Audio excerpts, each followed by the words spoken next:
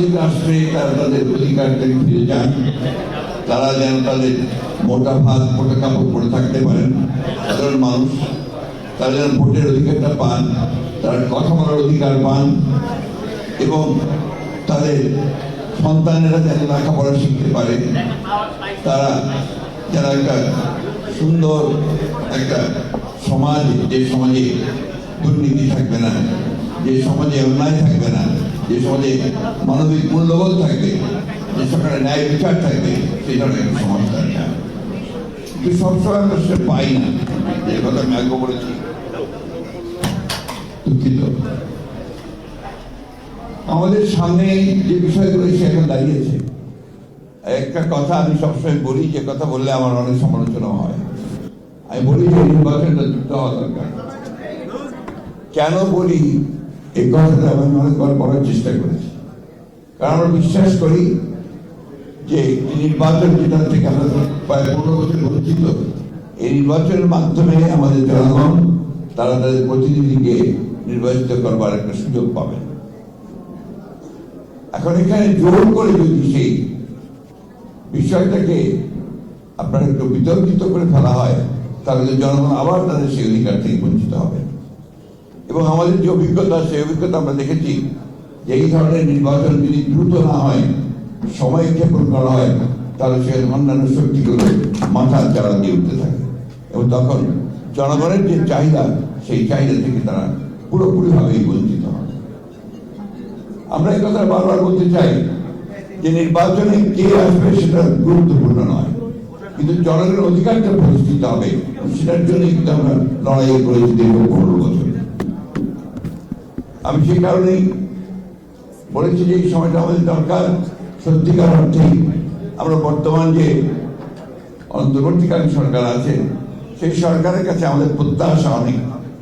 স্বাভাবিকভাবেই একটা ছাত্র গণ অভ্যুত্থানের পরে আমরা জনগণের প্রত্যাশা অনেক বেড়েছে, কিন্তু দুর্ভাগ্যজনক হলেও সত্য যে এখন পর্যন্ত সমাজের যে অবস্থা দাঁড়িয়েছে, সেই অবস্থায় কিন্তু আমরা সেই ধরনের একটা ব্যবস্থা দেখে এখনো নিশ্চিত হতে পারছি না যে আমরা আমাদের সেই প্রত্যাশাগুলো পূরণ হবে। এখানে অনেক কথা আছে, প্রত্যেকটি রাজনৈতিক দলের বিভিন্ন রকম প্রোগ্রাম আছে, কর্মসূচি আছে, সেই কর্মসূচিগুলো নিয়ে তারা এগোতে চায়। একটা বিষয় কিন্তু সবাই একমত যে একটা নির্বাচন হওয়া দরকার।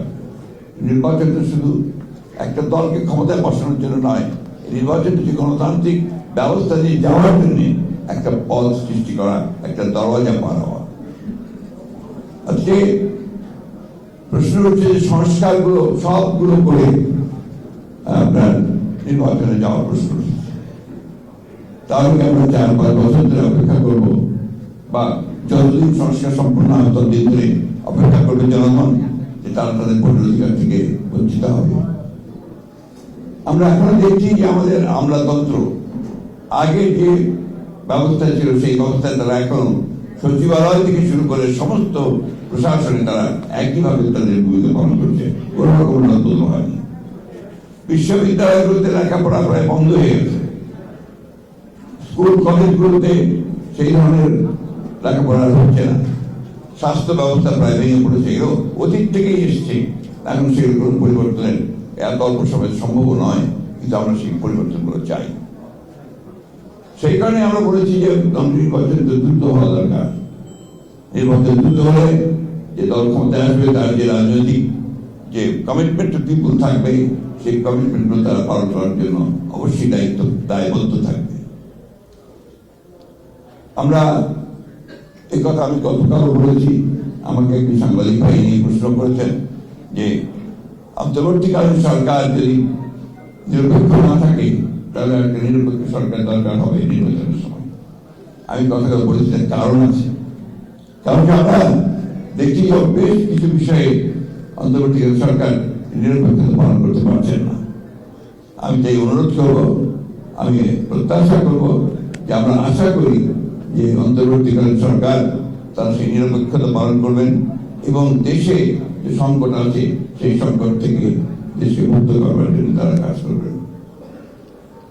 আসাদের মৃত্যু, জহির সাইদের শাহাদাত বরণ এবং আরো অসংখ্য মানুষের জীবনদান ৭১ সাল থেকে শুরু করে তার আগে থেকে শুরু করে যে দান একটা সত্যিকার অর্থে গণতান্ত্রিক রাষ্ট্রের জন্য, সেটাকে যদি সত্যিকার অর্থে আমাদের অর্থবহ করতে হয়, তাহলে আমাদের যে প্রয়োজন হবে যে ন্যূনতম বিষয়গুলোতে আমাদের ঐক্যবদ্ধ হওয়া।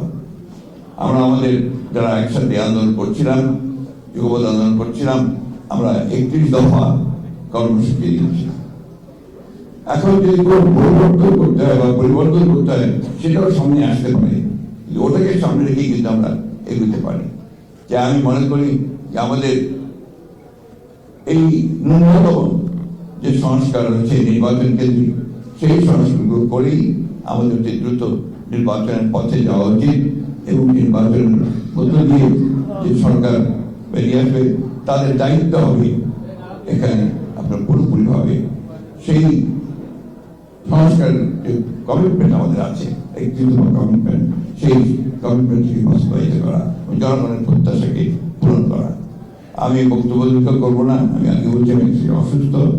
আমি শুধু এই কথাই বলতে চাই, আসাদের রক্তকে আমরা বিচার দিতে পারি না, জয়ের রক্তকে আমরা বিচার দিতে পারি না, সাইদের রক্তকে বিচার দিতে পারি না। সব মিলিয়ে আজকে যারা আমাদের জন্য, আমাদের ভবিষ্যতের জন্য তারা প্রাণ দিয়েছেন, সেই তারা চেয়েছিলেন যে স্বপ্ন ছিল, সেই স্বপ্নগুলি যেন আমরা বাস্তবায়িত করতে পারি, সেই জন্য একটা ঐক্য গড়ে তুলে আমরা যেন সেটা অর্জন করতে পারি, সেই চেষ্টাই আমাদের করতে হবে। আপনাদের সকলকে অনেক ধন্যবাদ।